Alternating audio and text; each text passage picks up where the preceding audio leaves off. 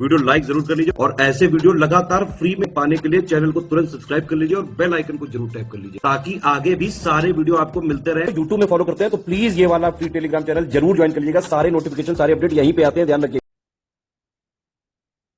Hello everyone, welcome you all to study for civil services. मैं आयुषी मदान आपके सामने फिर से एक 7 जुलाई के इम्पोर्टेंट करंट अफेयर्स को लेके आई हूँ। अगर आपको इस पूरे की पीडीएफ चाहिए तो वो आप हमारे पेड ग्रुप्स को ज्वाइन करके सारी पीडीएफ को कलेक्ट कर सकते हैं। ये दिए गए नंबर्स हैं। स्टार्ट करते हैं हम लोग हमारे आर्टिकल्स को, जिसमें सबसे पहला है अल्लूरी सीताराम राजू, फिर है मानव तस्करी ह्यूमन ट्रैफिकिंग, फिर है इंडिया की स्टेटस अनीमिया के ऊपर, क्रय प्रबंधक सूचकांक परचेजिंग मैनेजर्स इंडेक्स, फिर है डीप सी माइनिंग समुद्र में खनन, और लास्ट है स्पेस सोलर पावर प्रोजेक्ट। तो सबसे पहला जो है वो है अल्लूरी सीताराम राजू, क्योंकि अभी हाल फिलहाल में जो हमारे जो राष्ट्रपति हैं, उन्होंने यहाँ पर हमारे एक बहुत ही पुराने फ्रीडम फाइटर रही हैं अल्लूरी सीताराम राजू, उनको यहाँ पर ट्रिब्यूट जो है वो पे की है। तो सबसे पहली बात तो ये आती है कि अल्लूरी सीताराम राजू, इनसे सवाल बन सकता है तो ये कौन है, इनका क्या कंट्रीब्यूशन है, वो हम लोगों को पढ़ना है। तो देखिए भाई, अल्लूरी सीताराम राजू जो है ये एक ऐसे रिवॉल्यूशनरी है जिन्होंने आंध्र प्रदेश में रहते हुए वॉर फाइट किया था और ब्रिटिश के अगेंस्ट जो है यहाँ पर लड़ाई लड़ी थी। तो सबसे पहली चीज तो यहाँ पर यही बन जाती है कि इन्होंने किसके अगेंस्ट जो है वो वॉर फाइट किया था। देखिए भाई, ये इनका जन्म जो है वो आंध्र प्रदेश में हुआ था। इन्होंने मनियन रेबिलियन या फिर रामपा, आपने जब भी रेबिलियंस पढ़े होंगे उसमें आपने रामपा रेबिलियन का नाम जरूर पढ़ा होगा, तो this is very important, Ramappa rebellion. और इनको फिर 1924 में अंग्रेजों ने पकड़ लिया था और इनको मृत्यु दंड जो है, मतलब कि जो फांसी की सजा है, वो दे दी गई थी। इन्हें हीरो कहा जाता है, मनियन वेरिडू, ये एक वर्ड है, आपको ये भी दिमाग में रखना है। मनियम वेरिडू मतलब हीरो ऑफ द जंगल भी इनको कहा जाता है। साथ ही साथ इनके बर्थडे को आंध्र प्रदेश में जो है एक स्टेट फेस्टिवल के रूप में मनाया जाता है 4 जुलाई। इनके इंपॉर्टेंट फीचर्स ये आप जानते ही हैं।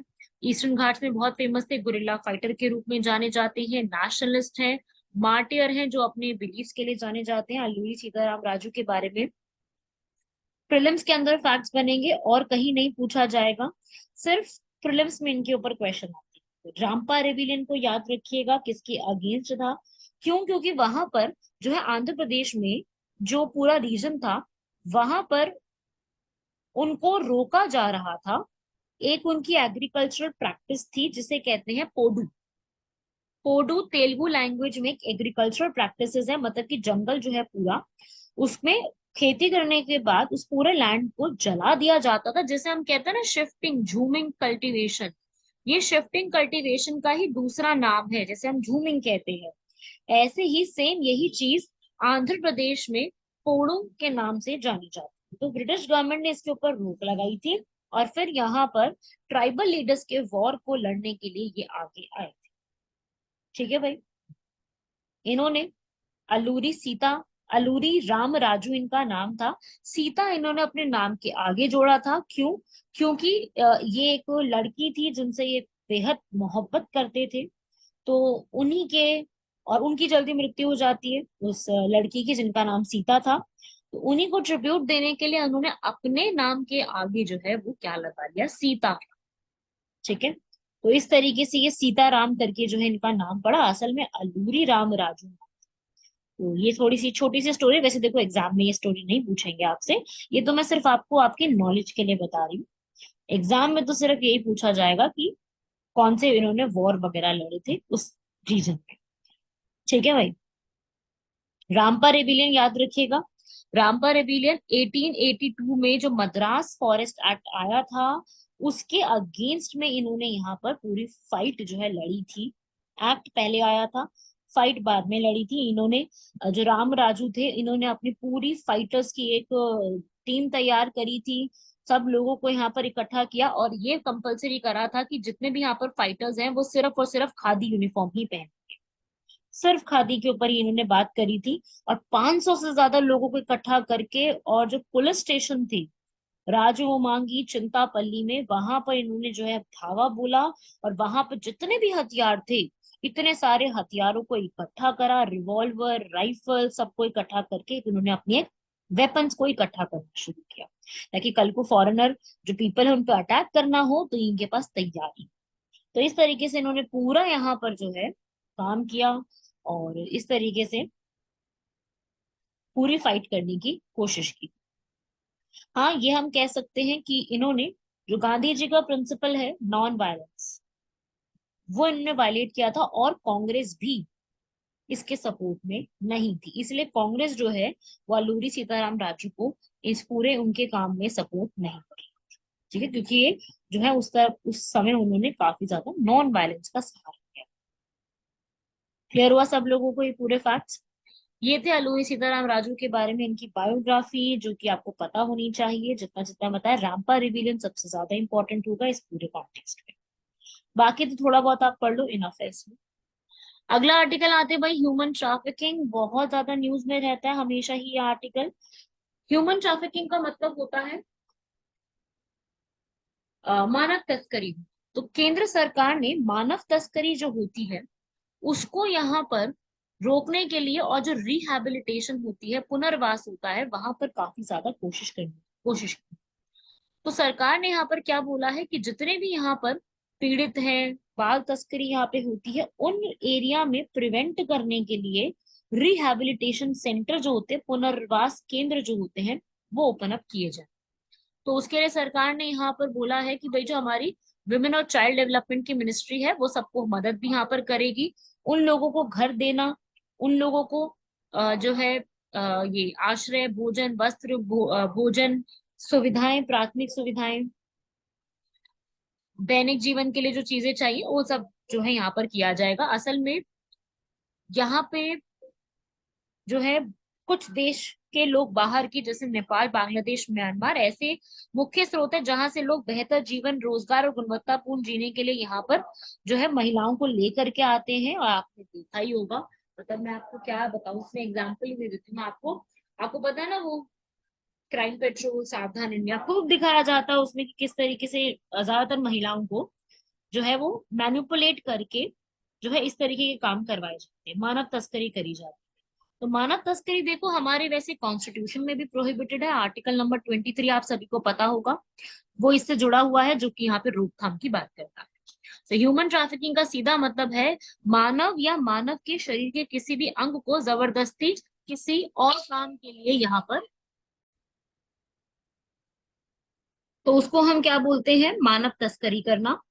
और इसके अंदर जो है जबरन किसी से काम करवाना, यौन शोषण, गुलामी, सारी चीजें जबरदस्ती, धोखे से, सब कुछ तरीके से आते। सबसे ज्यादा जो इसके शिकार होते हैं पुरुष, महिला, बच्चे, ये सब होते हैं इनके शिकार में। देश के भीतर भी किया जाता है और देश के बाहर भी किया जाता है। आपने बहुत से ऐसे केसेस सुने होंगे, देश के अंदर भी और देश के बाहर भी। ये उन्हीं लोगों को शिकार बनाया जाता है जिनको ज्यादा यहाँ पर पैसों की कमी होती है या उनको एजुकेशन की कमी होती है, उनको मैनिपुलेट करके ही लोग इस तरीके के काम करवाते हैं, क्योंकि मतलब थोड़ा सा लैक ऑफ अवेयरनेस और एजुकेशन होते तो लोगों को टारगेट करना आसान हो जाता है। इंडिया में इनसे जुड़ा हुआ लॉ बना हुआ है, जैसे कि 1956 का अनैतिक व्यापार अधिनियम 1956 का, साथ ही साथ यौन अपराध से संरक्षण जो है पॉक्सो एक्ट, ये भी इससे जुड़ा हुआ है, जो बच्चों में यहाँ पर यौन जो शोषण होता है, सेक्सुअल एक्सप्लॉयटेशन, उसके लिए है। बॉन्डेड लेबर एक्ट भी है, बंधुआ मजदूरी से जुड़ा हुआ। यही सेम हमारा आर्टिकल नंबर 23 में भी लिखा हुआ है, शोषण के खिलाफ अधिकार। किशोर न्याय, जुवेनाइल जस्टिस के ऊपर भी है, आपराधिक कानून, क्रिमिनल लॉ के ऊपर भी एक्ट बना हुआ है। तो एक्ट्स तो हमारे पास काफी हैं, जैसे कि आप देख सकते हो इधर एक्ट्स तो काफी सारे हैं, लेकिन इनसे जुड़े हुए सरकार ने क्या क्या आज तक कोशिश करी।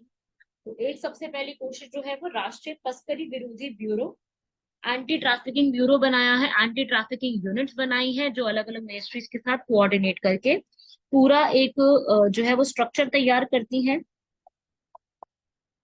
और पूरे एक जो ये सिस्टम है उसको रोकने की कोशिश करते हैं, मतलब अलग अलग एरियाज में, यूनिट्स में इसको डेवलप कर दिया गया है। ठीक है। साथ ही साथ एंटी ह्यूमन ट्रैफिकिंग यूनिट्स भी बनाई हैं, जो कि अलग अलग एनजीओ डिपार्टमेंट के साथ मिल करके लॉज बनाती है, एनफोर्समेंट रिस्पॉन्स है। सीबीआई द्वारा भी यहाँ पर एंटी ट्रैफिकिंग सेल बनाया गया है। काफी सारे अवेयरनेस कैंपेन्स भी चलाए जाते हैं, ठीक है, ताकि लोगों को बताया जा सके। बड़े बड़े देशों के साथ इसके ऊपर से जुड़े हुए कुछ ना कुछ अग्रीमेंट्स को भी साइन किया गया, ताकि प्रिवेंशन जो है इन चीजों की आसानी से की जा सके। ठीक है भाई, आप पढ़ सकते हो यहाँ पर, जैसे कि सार्क के देशों के साथ जो है, सार्क की फुल फॉर्म क्या है? South Asia, south Asian country का ग्रुप है। एसोसिएशन फॉर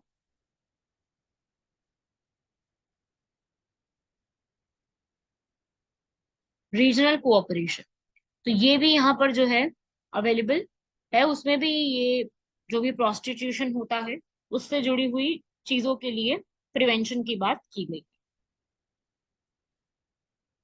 ठीक है भाई, तो ऐसे ही करके पूरा स्टेप्स जो है यहाँ पर लिए गए हैं। सो यू कैन सी कि स्टेप्स जो है वो इसी से जुड़े हुए चीजों के ऊपर लिए जाते हैं, ताकि प्रिवेंशन जो है वो आसान हो जाए। जरूरत भी है ऐसी चीजों को करने की, अगर ऐसा होगा नहीं तो मुश्किल बहुत पड़ जाएगी, है ना।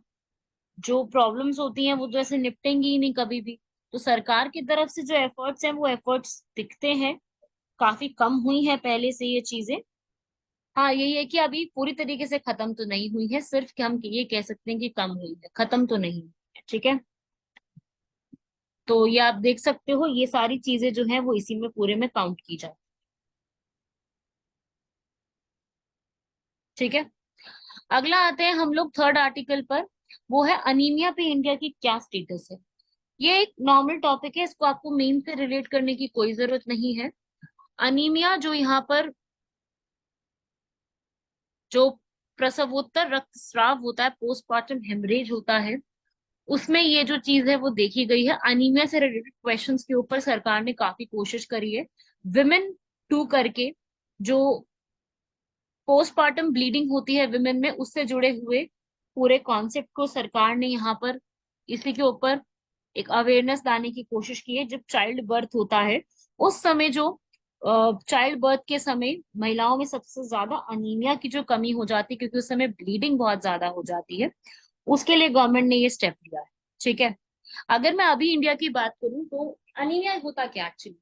अनीमिया एक ऐसी सिचुएशन है जहां पर जो लाल रक्त कोशिका होती है, मतलब कि आरबीसी, रेड ब्लड सेल्स जो होते हैं, वो यहाँ पर अपनी ऑक्सीजन कैरिंग कैपेसिटी को रिड्यूस कर देते हैं, इनसफिशिएंट हो जाती है। या तो इनसफिशिएंट आरबीसी है या फिर ऑक्सीजन कैरिंग कैपेसिटी।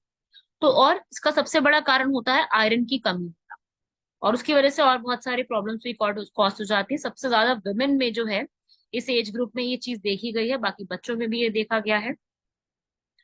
तो अनीमिया का अभी फिलहाल तो ये स्टेटस है। गवर्नमेंट ने यहाँ पर क्या किया है इसके लिए, सबसे पहले तो जो भी यहाँ पर वुमेन जिनकी रिप्रोडक्टिव एज है, जिन्होंने अभी अभी चाइल्ड बर्थ किया है, उनको यहाँ पर कोशिश की है कि उनके लिए स्टेप लिए जाएं सबसे ज्यादा। साथ ही साथ पब्लिक हेल्थ के प्रोग्राम्स को स्टार्ट किया है, सोशल फैक्टर्स जो नई नई पॉपुलेशन को टारगेट करके स्टेप्स लेने की कोशिश की। अनीमिया मुक्त भारत का इनिशिएटिव लॉन्च किया 2018 में, ताकि हर एक को आयरन और फॉलिक एसिड के जितने भी सप्लीमेंटेशन है वो डाइट के थ्रू या फिर किसी भी तरीके से प्रोवाइड किए जा सके। तो ये वाले स्टेप्स काफी सारे अच्छे लिए गए हैं सरकार द्वारा। तो यही अभी फिलहाल जो है वो अनीमिया की एक रिपोर्ट आई है, जो कि हमसे पूछी जा सकती है, हमारे लिए इम्पोर्टेंट बन जाएगी। ये आप देख सकते हो, at the moment when a baby is born 1/3 of the blood is still outside the body. तो इस तरीके से प्रॉब्लम होती है। और if you delay cord clamping for 90 seconds they can get 60% more blood cells। तो इस तरीके से वुमेन का at the time of the child birth ये सब चीजें सबसे ज्यादा हार्म करती हैं। उसी समय बहुत ज्यादा केयर की जरूरत होती है, उसी समय बहुत ज्यादा निगरानी रखने की जरूरत होती है इस पूरे की, राइट। अगला है भाई पीएमआई, परचेजर्स मैनेजर्स इंडेक्स, बहुतों को पता होगा, जिसने थोड़ा अच्छे से इको को पढ़ा है उसको इसके बारे में थोड़ी बहुत नॉलेज होगी, जिसने नहीं पढ़ा है वो मैं अभी यहाँ पर बता ही रही हूँ। क्योंकि अभी परचेजर्स मैनेजर इंडेक्स का जो पूरा एक ग्रोथ है वो देखने को मिली है, 57.8 से 58.7 तक पहुंची है। अभी होता क्या है, ये एक तरीके का ऐसा इंडेक्स होता है जो हमें ये बताता है कि विनिर्माण और सेवा क्षेत्र मतलब मैन्युफैक्चरिंग और सर्विस सेक्टर में कितनी ग्रोथ कर रहे हैं। इंडेक्स 0 से 100 के बीच में जा सकता है, हर बार हर मंथ में आता है ये, जो कि हमारे देश की इकोनॉमिक एक्टिविटी मतलब आर्थिक गतिविधि को दर्शाता है कि भाई एक इकोनॉमिक एक्टिविटी कितनी ज्यादा बड़ी है उस एरिया में। उससे क्या होता है, हमें ये पता चलता है कि हम लोग किस, जैसे आप लोग मॉक टेस्ट देते हो, ठीक है, आप लोग टेस्ट सीरीज लगाते हो, उससे आपको क्या पता लगता है कि यार मेरी पॉलिटी स्ट्रांग है पर मेरी हिस्ट्री में, एंशिएंट हिस्ट्री अभी वीक चल रही है। तो आपको उसका रिजल्ट से ये पता चलता है ना कि मेरे क्या वीक पॉइंट्स और मेरे क्या पॉजिटिव पॉइंट्स है, कि भाई इस टॉपिक पे अगर मैं नहीं पढ़ूंगा तो मैं क्वेश्चन सॉल्व कर सकता हूँ, कोई बात नहीं है, लेकिन ये वाला टॉपिक मुझे और ज्यादा पढ़ने की जरूरत है। क्योंकि हर किसी के कोई ना कोई वीक पॉइंट होता है, कोई स्ट्रॉन्ग पॉइंट होते हैं, किसी की मैथ्स बहुत अच्छी होती है, किसी की जीएस बहुत अच्छी होती है। तो वो तो डिपेंड करता है स्टूडेंट टू स्टूडेंट। तो इसी तरीके से आपको पता चलेगा ना, आप जब मॉक टेस्ट दोगे, सेम इसी तरीके से एक इंडेक्स निकाला जाता है ताकि अपने को ये पता रहे कि कौन सी जगह पर अपनी इकोनॉमिक एक्टिविटी लूज पड़ रही है। ठीक है भाई, तो ये एक बहुत ही बड़ा इंडिकेटर होता है। ऑफिशियल डेटा निकालने से पहले पीएमआई को ही निकाल दिया जाता है, और पीएमआई के तहत ही पूरा ये डिसाइड किया जाता है कि क्या इंटरेस्ट रेट रहेंगे और मॉनेटरी पॉलिसी कैसे इंप्लीमेंट करी जाएगी। तो इस तरीके से ये पूरा एक इंडेक्स जो है वो यहाँ पे निकाल करके पूरा इसका एक पूरा देखा जाता है। ठीक है, तो ये भी आपको एक इन शॉर्ट पता होना चाहिए व्हाट इज दिस पीएमआई। और जो पूरा पीएमआई है, आपने इसमें और भी बहुत सारी चीजें जो है पढ़ी होंगी, जैसे कि आपने इसमें वो होता है ना एक सीपीआई डब्ल्यूपीआई वगैरह, ये सब भी आपने पढ़ा होगा। तो बस अभी फिलहाल आपको जो है यही याद रखना है कि परचेजर्स मैनेजर इंडेक्स जो है पूरा सर्वे की तरीके से आता है और इकोनॉमिक ग्रोथ के बारे में बताता है, 0 से 100 के बीच में दिया होता है ये। अच्छा, ये कौन कंपाइल करता है, इसे आईएचएस मार्केट जो है वो यहाँ पर पूरा इसको कंपाइल करती है। ठीक है, तो ये आपसे थोड़ा सा पूछा जा सकता है कि इसको कंपाइल कौन, कंपाइल करने की जिम्मेदारी आईएचएस मार्केट, और मार्केट की स्पेलिंग MARKIT है, ये भी याद रखना है इसमें। ठीक है, हो जाएगा सबको, ये छोटा सा बात है। तो ये आप लोग अपना पढ़ लेना, पूरा लर्न कर लेना इसको। बढ़ते हैं हमारे अगले आर्टिकल की तरफ, डीप सी माइनिंग, गहन खनन खनन। तो यहाँ पर आईएसए ने यहाँ पर जो है काफी ज्यादा गहन जो है खनन किया है समुद्र का, ताकि वहां पर ग्रीन एनर्जी के लिए पूरा एक तैयार कर सके। आईएसए का मतलब है इंटरनेशनल सीबेड अथॉरिटी। तो सीबेड अथॉरिटी ने यहाँ पर गहरे समुद्र में खनन की अनुमति देने की तैयारी करी है, ताकि वहां से हम हरित ऊर्जा ग्रीन एनर्जी को प्रमोट कर सके, ग्रीन एनर्जी के ऑल्टरनेटिव्स को यहाँ पर हम डिसाइड कर सके, उसको और ज्यादा निकाल सके। डीप सी माइनिंग का मतलब क्या होता है, डीप सी माइनिंग का मतलब होता है समुद्र के तल से जो है खनिज, समुद्र के तल से ही खनिज को निकाला जाएगा और धातुओं को भी। डीप सी का मतलब ही यही होता है, मतलब कि बहुत गहरे समुद्र में ये सारी चीजें सेल किया जाएगा। पता है इससे क्या होता है, इसी से जो वहां पे डीप सी जो माइनिंग की जाती है वहीं से बहुत सारे ऐसे एलिमेंट्स को निकाला जाता है, अर्थ एलिमेंट्स को। वो एलिमेंट्स आगे हम बैटरी, सेल फोन, कंप्यूटर्स, बहुत सारी चीजों में इस्तेमाल करते हैं, जैसे कि लिथियम हो गया, कोबाल्ट हो गया, निकल हो गया। वो ऐसे एलिमेंट्स है जो आपको सिर्फ अर्थ के अंदर से ही डीप लेवल पे रिसर्च करके ही मिल सकते हैं। ठीक है, तो उसे ही हम कहते हैं डीप सी माइनिंग। तो आईएसए इंटरनेशनल सीबेड अथॉरिटी समझ में आया, वो यहाँ पर इस चीज के लिए ऑथराइज्ड। लेकिन इसके नुकसान भी बहुत सारे हैं, क्योंकि इससे क्या होता है, जब आप पूरी खुदाई करोगे, ऑब्वियस सी बात है, आपको पता है जब खुदाई हो रही होती है तो कितना शोर होता है। तो खुदाई अगर होगी तो इस प्रकार से वहां पे काफी ज्यादा शोर देखने को मिलता है, वहां पे जो मरीन इकोसिस्टम है वो काफी ज्यादा खराब हो सकता है, पॉल्यूशन, नॉइज, डिस्टर्बेंस काफी ज्यादा होती है। फिश की पॉपुलेशन पर बहुत इम्पैक्ट पड़ेगा, जो वहां पे रहने वाले मरीन एनिमल्स हैं उन पे कितना इम्पैक्ट पड़ेगा। तो इम्पैक्ट तो बहुत ज्यादा पड़ता है, लेकिन इसके लिए पूरा आईएसए जिम्मेदार होता है चेक करने के लिए, इंटरनेशनल सी बेड अथॉरिटी। 168 से ज्यादा कंट्रीज हैं इसके अंदर, जिसके हेडक्वार्टर जमैका में है, किंगस्टन जमैका में, जिसका काम है कि भाई हर एक कंट्री का ये देखना कि कोई कंट्री अपने एरिया से बाहर जाकर के माइनिंग तो नहीं कर रही है, माइनिंग के पूरे रूल्स को तय करना, और एरिया से बाहर ना जाकर के माइनिंग्स को पूरा चेक करना कि भाई कोई भी माइनिंग जो है वो एरिया से बाहर नहीं जानी चाहिए। ठीक है भाई, तो ये काफी बड़ी अथॉरिटी है, इस चीज पे पूरा चेक करती है, आप रीड कर सकते हो, मैंने पूरा एक्सप्लेन कर दिया। बट इसके अंदर ये पॉइंट्स में दिया गया एक्सप्लेन करके कि ये सब चीजें यहाँ पर की जाती है। इक्वल डिस्ट्रीब्यूशन करना सबको, ताकि हर एक को यहाँ पर इकोनॉमिक बेनिफिट्स मिल सके, कैपेसिटी के वाइज देखना सारी चीजों को, तो ये इनका बेसिक काम। तो ये है कुछ इस तरीके से यहाँ पर इनको जो है एक्सट्रैक्ट किया जाता है। ये आप देख सकते हो, एक वेसल होती है शिप टाइप, वो यहाँ पे चेक करती है, उसकी पाइप्स होती हैं, ये राइजर पाइप, रिटर्न पाइप, वो पूरा यहाँ पर पूरा सी बेड में चेक करती है, सेडिमेंट्स को पूरा चेक करती है। ठीक है, कोबाल्ट रिच मैग्नीशियम क्रस्ट है उसको देखेगी, नोड्यूल डिपॉजिट देखेगी। तो इस तरीके से पूरा चेक किया जाता है, और ये वाली से ही कुछ मीटर्स डीप जा करके पूरी खनन जो है खुदाई पूरी की जाती है।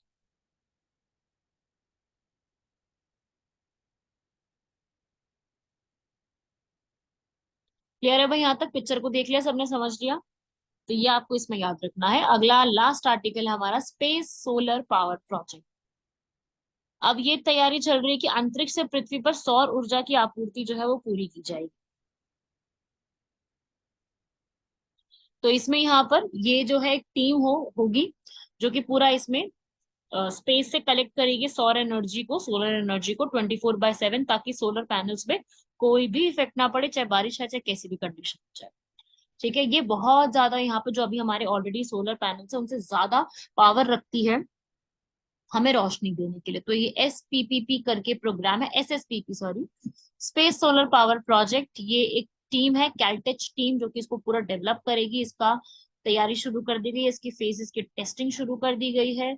और इसमें जो है आप देख सकते हो कि कैलटेच क्या चीज है। कैलटेच की फुल फॉर्म होती है कैलिफोर्निया इंस्टीट्यूट ऑफ टेक्नोलॉजी, जो कि पैसाडेना कैलिफोर्निया में ही है। इसको जो पूरा तैयारी कर रही है, इसके साथ में मैपल जो टीम है वो साथ में मिलके करेगी। मैपल है microwave array for power transfer low orbit experiment. ये आपको बस सिंपल सिंपल याद रखना है, ये 2-3 नाम। ठीक है, डिटेल में नहीं जानना इनको, सिर्फ नाम याद रखने की। ऐसा है कि इनको इनकी हेल्प से जो है पावर ट्रांसमिशन और ये सारी चीजें कंडक्ट की जाएगी, दैट्स इट। इस तरीके से ये सोलर पावर से ट्रांसमिट करने की बात की गई है। सन से एनर्जी जो है बीम्स की फॉर्म में ली जाएगी और फिर आगे उसको ट्रांसफर किया जाएगा पावर ग्रिड में। अब आते हैं भाई इंडिया के फिशरीज सेक्टर के ऊपर। फिशरीज सेक्टर का मतलब होता है भारत का मत्स्य पालन का क्षेत्र। तो मत्स्य पालन क्षेत्र में जो है यहाँ पर कौन सी स्टेटमेंट, देखो भाई यहाँ पर ये है करेक्ट इंफॉर्मेशन पूरी। इंडिया जो है पूरे वर्ल्ड के हिसाब से इंडिया में 10% फिश की प्रोडक्शन होती है, 10%। और third largest fish production country है वर्ल्ड में। सेकंड लार्जेस्ट एक्वाकल्चर है, जलीय कृषि का। 10% पूरे वर्ल्ड की हमारे इंडिया में ही होती है, जिससे इंडिया में 16 मिलियन फार्मर्स और फिश फार्मर्स को हेल्प यहाँ पर मिल पाती है। तो ये छोटे छोटे से फैक्ट्स आपको दिमाग में। इजी है पॉइंट, ये तो इजी है बहुत याद रखना। तो ये छोटे से फैक्ट्स थे हमारी फिशरीज इंडस्ट्रीज से जुड़े हुए। आपको दिमाग में रखना है कि अपने इंडिया में फिश इंडस्ट्रीज जो है उसमें क्या क्या चीजें कैसे कैसे बनी। ये फैक्चुअल इंफॉर्मेशन जरूर याद करना, ठीक है। और अगर किसी भी स्टूडेंट को इंग्लिश हिंदी की कोई समस्या है तो मुझे कमेंट बॉक्स में बता देना। वैसे मैं पूरी कोशिश करती हूँ कि इंग्लिश और हिंदी आपको दोनों ही लैंग्वेज में पूरी पूरी बात समझा सकूं, ताकि किसी भी स्टूडेंट को लैंग्वेज का इशू तो कभी भी ना हो। लैंग्वेज तो कभी बैरियर होनी नहीं चाहिए पढ़ाई में। तो अगर ऐसा भी कुछ इशू हो तो बता देना। वैसे मैंने पूरी कोशिश करी है कि आपको एक एक इन्फॉर्मेशन सारी सही से प्रोवाइड करी जाए। इंग्लिश हिंदी का कोई चक्कर ही ना रहे, ठीक है। लास्ट क्वेश्चन देख लेते हैं, वो है न्यूक्लियर पावर प्लांट। अब सभी लोग जानते हैं इंडिया में न्यूक्लियर पावर प्लांट्स बने हुए हैं, कहाँ कहाँ पे है आपको उसकी लोकेशन बतानी है। जैसे कैगा, नारोरा, काकरापारा, तारापुर। करेक्टली मैच बता रहे हैं। आपको पता है आजकल UPSC इस प्रकार के सवाल पूछ रही है, हाउ मेनी पेयर की फॉर्म में। तो देखो भाई, तारापुर जो है वो इंडिया का ओल्डेस्ट है, तो ये करेक्ट मैच है। काकरा पारा बिल्कुल सही मैच है। आप इसको कैसे लर्न करोगे? काकरा से आप खाकरा याद करो। खाकरा, खाकरा जो है वो कहाँ पे खाया जाता है सबसे ज्यादा? गुजरात में, तो वैसे ही याद कर लो, खाकरा गुजरात। नारोरा यूपी में है, कैगा तमिलनाडु में। तो यहाँ पर इसका है 3 आंसर, क्योंकि कैगा जो है वो कहाँ पे बना हुआ है? कर्नाटका। 3 है ये वाले। सबसे ज्यादा आपको जो न्यूक्लियर पावर प्लांट्स होंगे वो कहाँ पे देखने को मिलेंगे? मैक्सिमम न्यूक्लियर पावर प्लांट्स हमारे तमिलनाडु में है। ठीक है, बाकी ये सारे आपको 4 तो मिल ही गए हैं। ऐसे ही राजस्थान में है एक, कौन सा है? रावत भाटा। ये ऑपरेशनल बता रही हूँ मैं, ठीक है। ये कुछ नाम वाम है, इनको भी जरा लर्न कर लेना, क्योंकि जो हमारे न्यूक्लियर पावर प्लांट्स होते हैं इंडिया में, बहुत सारे बन रहे हैं, बने नहीं है सारे अब, क्योंकि बनने में अपने को इसको पूरा टाइम लगता है फंक्शनल होने में। तो अपने न्यूक्लियर पावर प्लांट की कैपेसिटी बहुत अभी कम है, बढ़ेगी धीरे धीरे। आप लिख लेना भाई, तमिलनाडु में कौन कौन से हैं? कुड़नकुलम, ये सबसे बड़ी कैपेसिटी का है, और है कलपक्कम। ठीक है, और आई थिंक हो ही गए सारे। 7 होते हैं, 5, 6 और ये 7। ठीक है ना, हो गए पूरे। एनपीसीआई इसका ऑपरेटर है। एनपीसीआई इसको पूरी तरीके से देखता है, सारा सारा काम देखता है इसका। सो अभी ये न्यूज में चल रहा है, तो वही आप लोगों को पूरा बता दिया गया है। पढ़ लीजिएगा, लर्न कर लेना भाई इस पूरे को। ठीक है, यहाँ तक आई थिंक सबको क्लियर हो गई होगी सारी इन्फॉर्मेशन। ये आप लोगों की बेसिक बेसिक चीजें थी। इस पूरे को आपको ही लर्न करना है, समझना है इसको। कंप्लीट करिएगा भाई। मिलते हैं आप लोगों से नेक्स्ट क्लास में, तब तक के लिए धन्यवाद, शुक्रिया, जय हिंद।